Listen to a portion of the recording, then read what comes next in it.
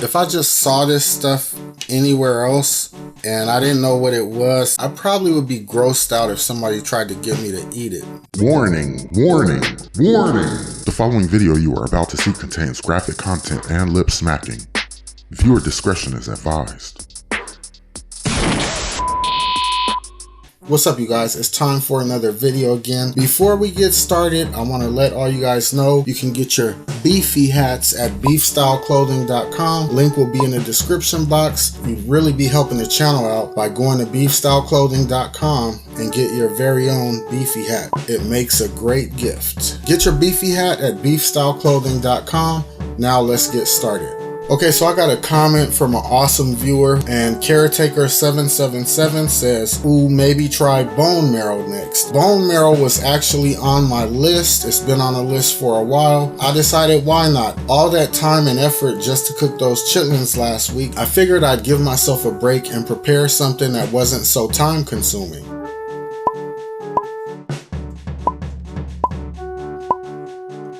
Okay, so this is my first time cooking bone marrow. From what I hear, you gotta have some sourdough bread. And then I got this really great coleslaw I prepared. It's really good though. The knife just goes into the bone marrow like butter. This piece has a lot of marrow. Now I think you can buy this at fancy restaurants. This is not something you're gonna find at like a little local diner.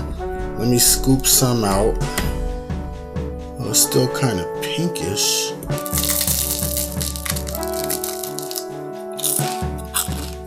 Okay, so honestly, you guys, I don't know if this bone marrow is supposed to be pink. Hopefully it'll be okay. I mean, I eat my steaks medium rare anyway, so I'm not really tripping off of it, but you know, it's my first time cooking bone marrow. Sprinkle a little sea salt on there.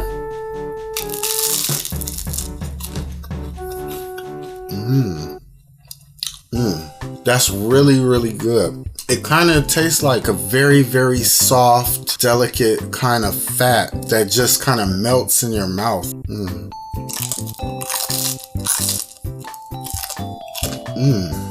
That's just a really warm, soft, beefy, buttery kind of material. I thought these bones would have a little bit more marrow in them, but apparently not. Yeah, this stuff is just like fat.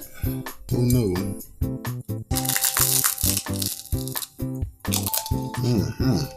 Well, I think this bone is all out of marrow. It kind of has the texture or consistency of gelatin, like a really good savory gelatin.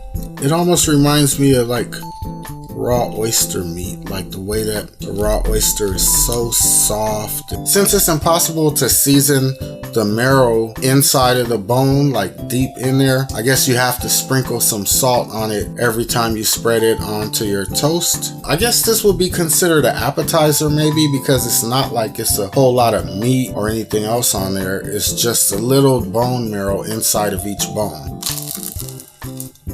You just have that really pure, beefy steak type of taste. Wow. I know this might look a little weird, but it's really good.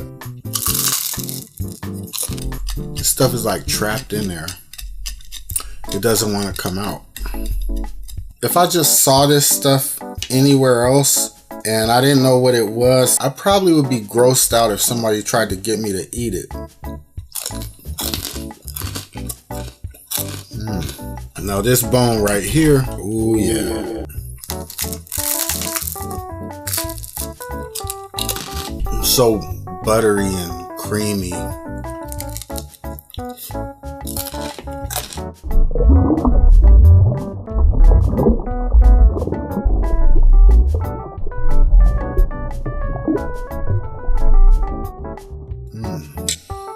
Oh man, it smells so good.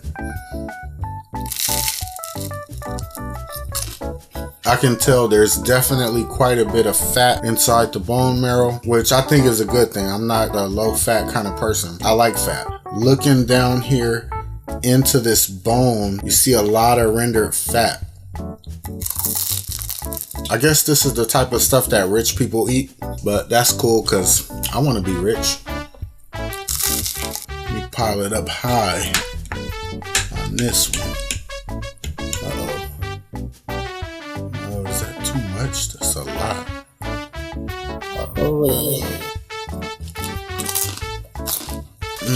This is like a really rich dish. You probably wouldn't want to eat too much of it. Now this dish was a pretty quick dish to prepare. If you're all set up in your kitchen, you probably can make this in less than half an hour. This bone looks like it has quite a bit of marrow in there. If you didn't put salt on top of it after you spread it onto the bread, it probably wouldn't be so good. By putting that sea salt on there, it just seasons it up so nicely, and it really complements that beefy, soft, creamy taste.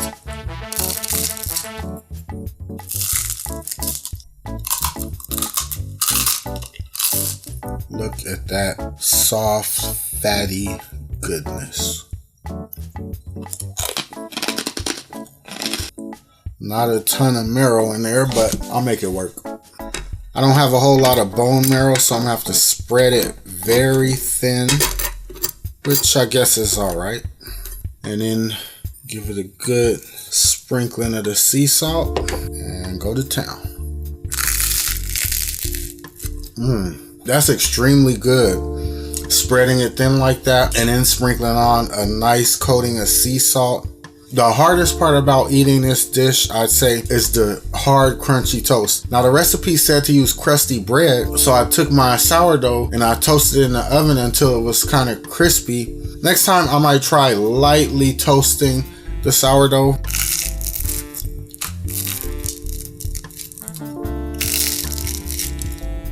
This is such a great little appetizer. Some of these bones have a little bit of actual beef stuck to the side of the bone. I love beef. I would hate to waste even a little bit. It's a little tough. I made a nice coleslaw. Yeah. It's really savory with a slight amount of tartness from the lemon. Okay, so let's go ahead and devour this coleslaw.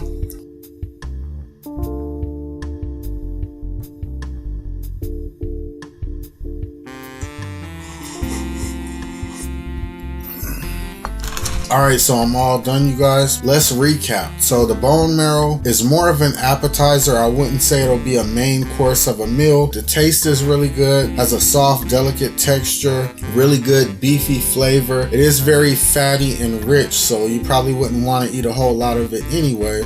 I would definitely recommend you guys try it if you've never had it before. If you have had it before, let me know what you think of it in the comment box. Alright, so that's about it. Smash that like button, subscribe if you're not subscribed, hit the bell notification so you guys will be notified when I release next week's video. And last but not least, don't forget to visit beefstyleclothing.com.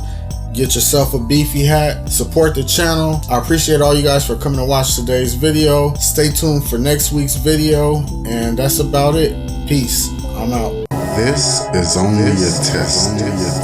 This is a test of the emergency broadcast system.